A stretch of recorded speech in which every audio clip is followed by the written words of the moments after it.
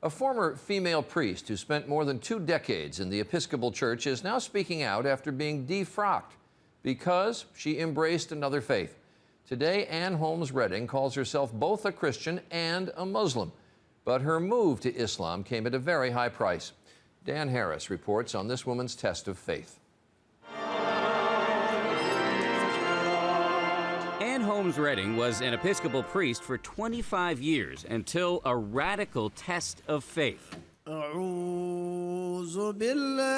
Several years ago, while she was mourning the death of her mother, she was trying out an Islamic meditation technique that she learned in an interfaith class. And that, she says, is when it happened.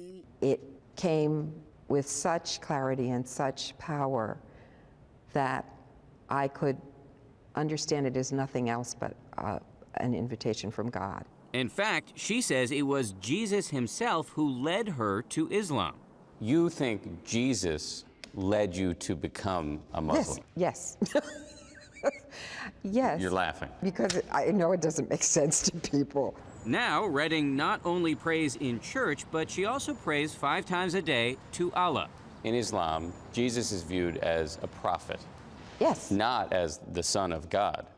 Yes, you're right. So yours is a radical rethink of the Christian scriptures, a rethink that a lot of people would call heretical. Yes, and do, loudly. This spring, the Episcopal Church revoked Redding's right to be a priest. Being defrocked, I would imagine, was a pretty traumatic experience.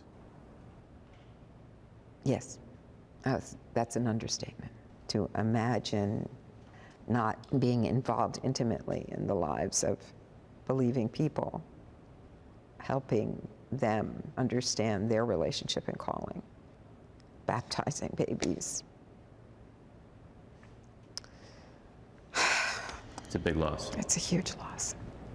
Redding admits she still struggles to explain her transformation, even to herself. I am the one who's going to have to answer for this. I'm the one who's going to have to answer for what I've done with my life. And do you feel confident about that moment? It's in the best of hands. Dan Harris, ABC News, New York.